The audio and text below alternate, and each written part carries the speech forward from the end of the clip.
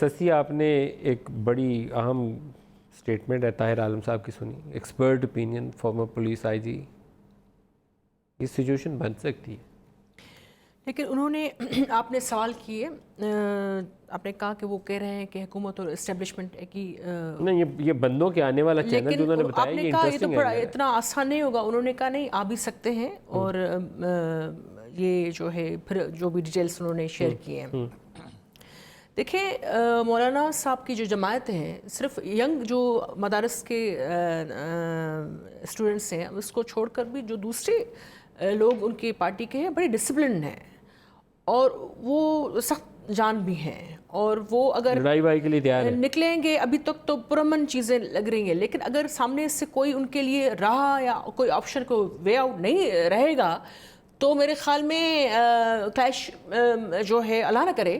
لیکن اسی وجہ سے پاکستان پیپلز پارٹی بار بار کہہ رہی ہے کہ جدوجہد کا جو بھی میدان سجے پرامن ہو، اور وہ جو اس میں عدم تشدد والا، لیکن آپ کو خدشہ موجود ہے کہ سوٹیاں لاٹھیاں استعمال ہو سکتی ہیں. دیکھیں اس گورنمنٹ نے جو حالات پیدا کیے ہیں، خالی گورنمنٹ کیوں کہہ رہی ہیں، آپ تو کہہ رہی ہیں کہ ان کے ورکرز بھی بڑے ٹھیک ٹھاک. میں نے کہا وہ ریزسٹ کرنے کے حوالے سے خود پیپلز پارٹی کا ہی ورکر دیکھ لیں آپ. نہیں میں بات اس میں ضرور کرنا چاہوں گی، کیونکہ I be listening to everyone, خاص کرے I was listening to my colleague, انہوں نے تو آپ کو پھولوں سے تشبیہ دے دی، اب تو آپ کچھ کہہ ہی نہیں سکتے نا.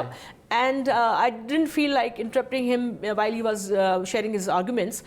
تو بھٹو صاحب کے حوالے سے میں صرف ایڈ یہ بھی کروں گی کہ پاکستان الحمدللہ اس وقت جو ناقابل تسخیر فورس ہے یا میپ میں ایک ملک ہے، تو اس کی نظریاتی وہ بنیاد اور وہ جو ویژن ہے وہ بھی بھٹو صاحب کا دیا ہوا ہے. ہم اس کو اپریشیٹ کرتے ہیں. لیکن چیز میں ضرور اس میں کہہ دیں، پاکستان پیپلز پارٹی جو ہے وہ ہر ممکن کوشش کرتی رہی ہے، کرے گی کہ وہ ایسی کوئی چیز ہاتھ میں نہ اٹھائے، ایسا کوئی نعرہ نہ لگائے جو پاکستان کے خدا نخواستہ مسائل پیدا کرے، اور امن کے حوالے سے بھی معاملات جو ہے وہ لا اینڈ آرڈر سچویشن اس طرح. لیکن جب جدوجہد کے میدان سجتے ہیں، حکومتیں کوئی آپشن نہیں چھوڑتی، تو پھر کلیش کی صورتحال بنتی ہے. ڈرانے والی باتیں تو نہ کریں. گورنمنٹ کو چاہیے کہ ابھی بھی ٹائم ہے، چیزوں کو دیکھیں.